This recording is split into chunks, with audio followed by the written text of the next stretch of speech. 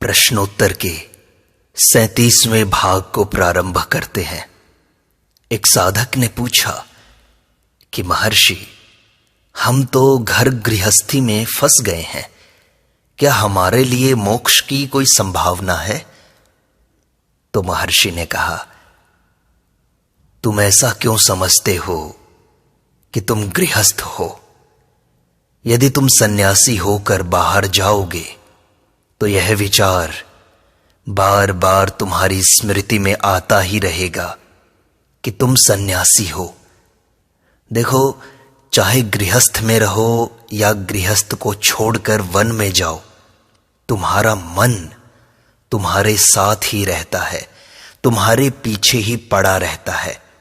अहम भाव, अहंकार ही तुम्हारे सारे विचारों का मूल है। यही अहंकार देह तथा मन तथा संसार की सृष्टि कर तुम्हें गृहस्थ होने का भान करवाता है।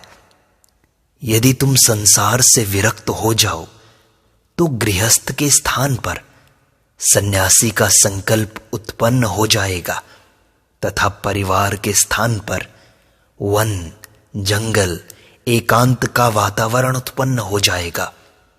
पर मानसिक बाधाएं सदैव ही जैसी की तैसी बनी रहेंगी। नए वातावरण में तो वे बढ़ भी जाती हैं।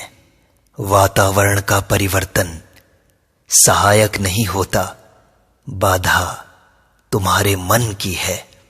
इसे जीतना होगा, इसे वश में करना होगा, नियंत्रित करना होगा। फिर चाहे घर में रहो या जंगल में, फर्क नहीं पड़ता। यदि तुम इसे जंगल में जीत सकते हो तो घर में क्यों नहीं कर सकते यह काम? इसलिए वातावरण को क्यों बदलते हो? तुम किसी भी वातावरण में हो, तुम इसी क्षण से प्रयास कर सकते हो। वातावरण तुम्हारी इच्छानुसार तुम्हारा परित्याग नहीं करेगा। मुझे देखो, मैंने घर छोड़ दिया। अपने आप को देखो, तुम घर का वातावरण छोड़कर यहां आए हो। यहां तुम क्या देखते हो? तुम्हारे घर के वातावरण से क्या यहां कुछ भिन्न है? कोई व्यक्ति वर्षों तक निर्विकल्प समाधि में लीन होने के बाद भी जब उससे बाहर आता है तो वह अपने को उस वातावरण में पाएगा जो कि उसे मिलना अनिवार्य है, उसके प्रारब्ध में लिखा है।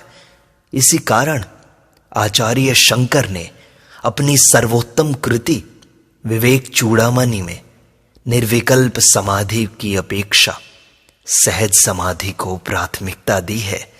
मनुष्य को प्रत्येक वातावरण में रहकर सहज समाधि अथवा अपनी मूल अवस्था में रहना चाहिए। चाहे तुम गृहस्थ रहो या सन्यासी, मन का संयम आवश्यक है।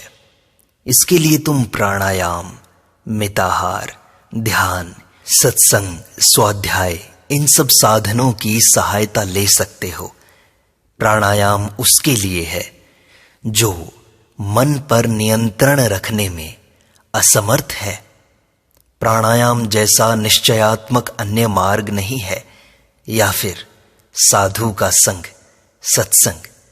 यदि साधु का संग उपलब्ध न हो तो बुद्धिमान मनुष्य को बाह्य प्राणायाम का अभ्यास करना आवश्यक है।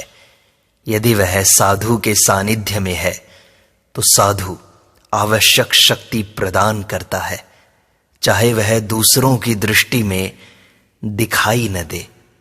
हठयोग में वर्णित प्रक्रियानुसार ही प्राणायाम हो, यह आवश्यक नहीं है। यदि साधक जप, ध्यान, भक्ति आदि में लगा हो तो थोड़ी मात्रा में किया प्राणायाम भी मन पर विजय प्राप्त करने के लिए पर्याप्त होगा। श्वास रूपी अश्व पर मन रूपी सवार है। प्राणायाम उस घोड़े को नियंत्रित करता है। इस नियंत्रण से सवार पर भी नियंत्रण हो जाता है। प्राणायाम अल्प मात्रा में भी किया जा सकता है। श्वास के प्रति सतर्क रहना भी इसका एक प्रकार है। अन्य कार्यों से बेसुध हुआ मन श्वास के प्रति सजग रह सकता है। इससे श्वास का संयम होगा और इस प्रकार मन का संयम हो जाता है। यदि यह न कर सको तो रेचक पूरक न किए जाएं। जप ध्यान आदि में कुछ देर तक श्वास रोक रखा जाए, इसके भी उत्तम परिणाम मिलेंगे तुम्हें। महर्षि, क्या ये गृहस्थ और सांसारिक कार्य आत्म साक्षात्कार में बाधक है? नहीं, ज्ञानी की दृष्टि में केवल आत्मा ही एकमात्र सत्य है। कर्म तो आभास मात्र है, वे आत्मा को प्रभावित नहीं करते। ज्ञानी कार्य करते हुए भी स्वयं को कर्ता नहीं मानता। उसके कार्य भी अपने आप होने जैसे होते हैं तथा वह पूर्णतया निर्लेप रहकर उन कार्यों का केवल साक्षी मात्र रहता है। उसमें कर्तृत्व नहीं रहता। वह स्वयं को कार्यों का कर्ता नहीं मानता।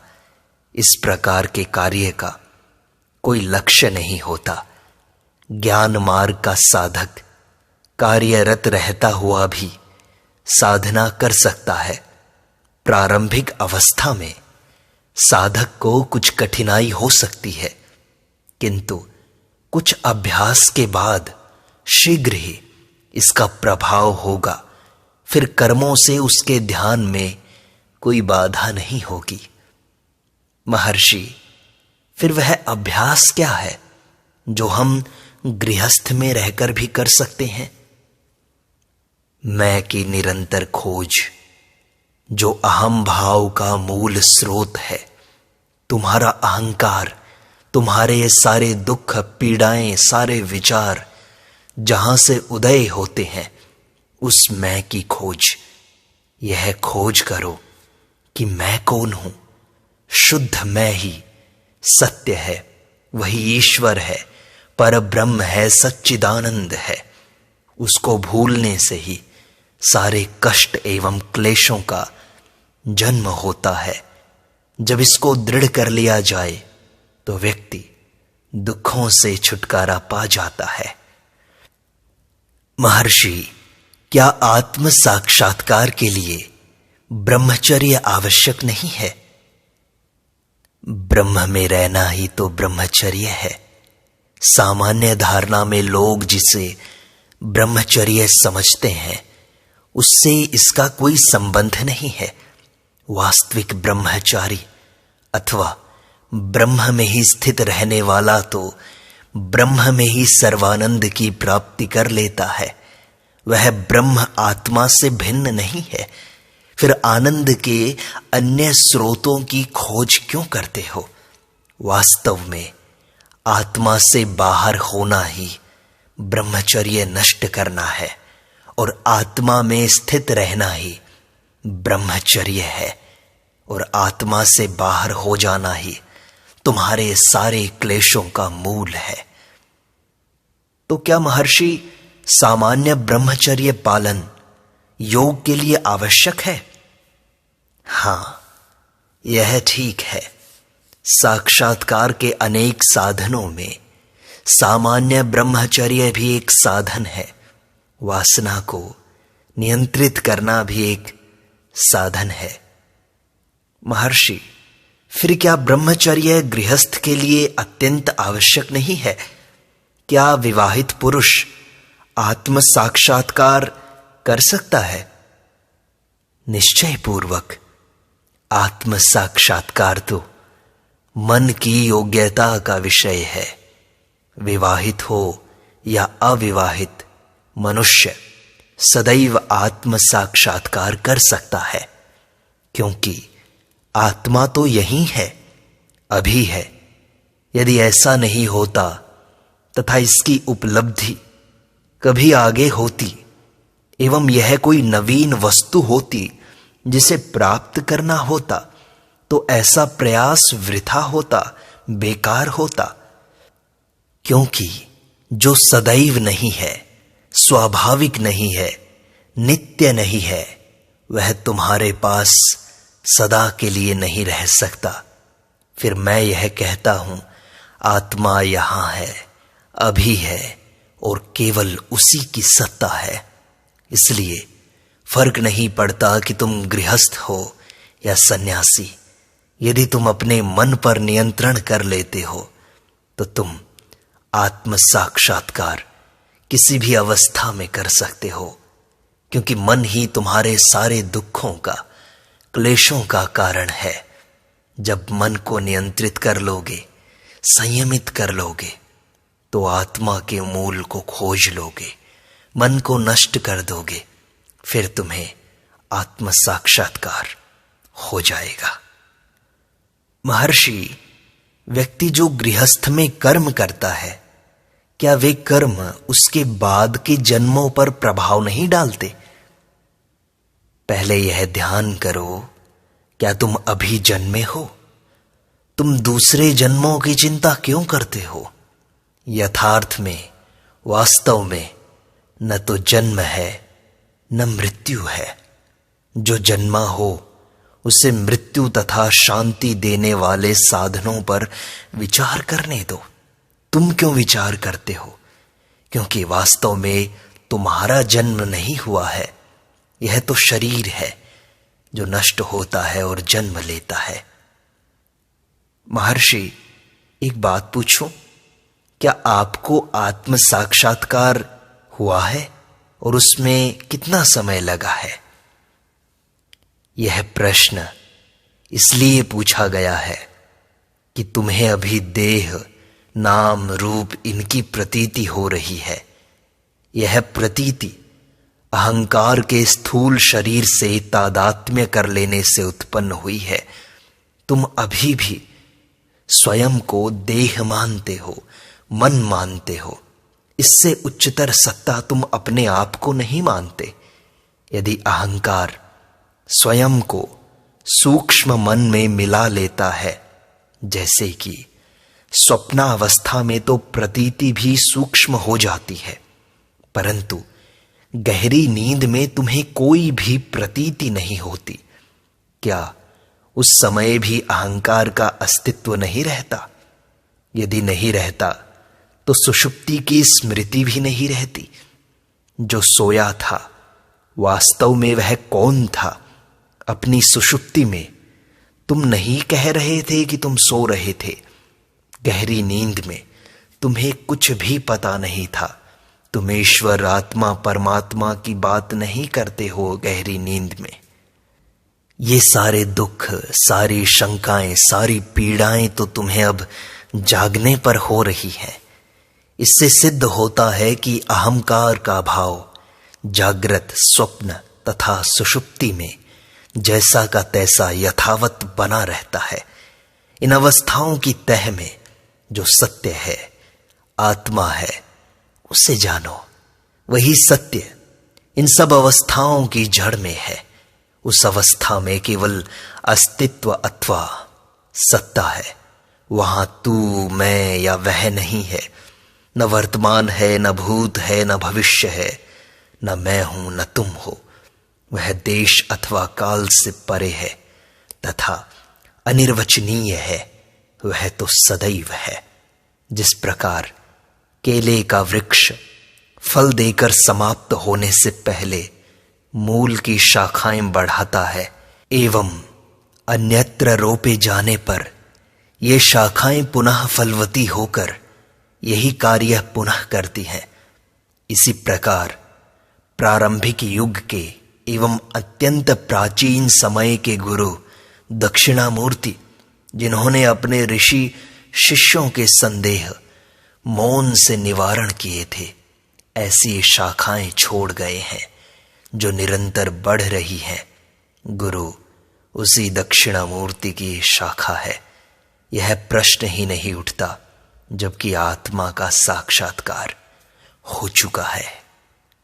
महर्षि, इस संसार में इतने दुख, पीड़ाएं, कष्ट क्यों हैं? ईश्वर की इच्छा से। तो महर्षि, ईश्वर की ऐसी ही इच्छा क्यों हुई? यह प्रश्न अतर्क्य है, तर्क करने योग्य नहीं है। ईश्वर की ऐसी इच्छा क्यों हुई? यह प्रश्न ईश्वर से ही पूछा जाना चाहिए। उस परिपूर्ण ज्ञानाधार असीम सर्वशक्तिमान पर किसी इच्छा अथवा किसी लक्ष्य की प्राप्ति का आरोप नहीं किया जा सकता। जिन क्रियाओं का उसकी सत्ता से संपादन होता है, उन क्रियाओं से ईश्वर सर्वथा अछूता है। इस संदर्भ में सूर्य तथा सांसारिक क्रियाओं का उदाहरण दिया जा सकता है। उस एकमात्र के अनेक होने से पहले उस पर उत्तरदायित्व अथवा प्रेरक का आरोप करना निरर्थक है, किंतु होने वाली घटनाओं को ही ईश्वर की इच्छा मानकर ईश्वर की स्वतंत्र इच्छा के प्रश्न को हल किया जा सकता है। यदि कष्टदायक तथा असंतोषजनक घटनाओं के होने से अथवा किए गए अथवा न किए गए कार्यों से मन उद्विग्न हो जाए, तो अपने उत्तरदायित्व तथा स्वतंत्र संकल्प का भाव त्याग कर स्वयं को पूर्ण भगवान, पूर्ण ईश्वर सर्वशक्तिमान के हाथों में यंत्र मात्र मानकर उसकी इच्छानुसार कार्य किया जाए एवं दुख भोगा जाए, तो यही बुद्धिमानी होगी। सारे भार को वह वहन करता है तथा हमें शांति प्रदान करता है। महर्षि, क्या मुझे अपनी पत्नी तथा परिवार को नहीं त्यागना चाहिए? वे तुम्हें कैसे हानि पहुंचाते हैं? सर्वप्रथम तुम यह तो जान लो कि वास्तव में तुम कौन हो। तो क्या पत्नी, धन, गृह का त्याग नहीं करना चाहिए? पहले यह जान लो कि संसार क्या है। क्या ये वस्तुएं ही संसार हैं? क्या ऐसे व्यक्ति नहीं हुए हैं जिन्होंने संसार के मध्य में रहकर भी साक्षात्कार प्राप्त किया? महर्षि, उसके लिए कौन सी व्यवहारिक साधनाएं करनी होती हैं? देखो, यह तो साधक की योग्यता तथा स्वभाव पर निर्भर करता है। महर्षि, मैं मूर्ति पूजा करता हूं, इसे करते रहो। इससे मन एकाग्र होने लगता है। पूर्ण एकाग्रता प्राप्त कर लो, सब कुछ ठीक हो जाएगा। लोग यह समझते हैं कि मोक्ष कहीं अन्यत्र है जिसे प्राप्त करना होगा। यह उनकी भूल है। मोक्ष केवल स्वयं में स्थित आत्मा को जान लेना है। चित्त एकाग्र कर लो और यह तुम्हें प्राप्त हो जाएगा। संसार अथवा जन्म मरण तो तुम्हारा मन ही है। महर्षि, मेरा चित्त बहुत चंचल है, मुझे क्या करना चाहिए? किसी भी एक वस्तु पर एकाग्र हो जाओ, उस पर डटे रहने का प्रयास करो, सब कुछ ठीक हो जाएगा। महर्षि, मुझे एकाग्र होना कठिन लगता है। अभ्यास करते रहो, तदुपरांत एकाग्रता उसी प्रकार स्वाभाविक हो जाएगी जिस प्रकार की श्वास लेना। तब वही एकाग्रता तुम्हारी सफलता का मुकुट होगा। प्रयास करते रहो, अपने आप में डूबते रहो, आत्मा में स्थित होते रहो। तुम गृहस्थ हो या सन्यासी, फर्क नहीं पड़ता। आत्मा सदैव है, यही है।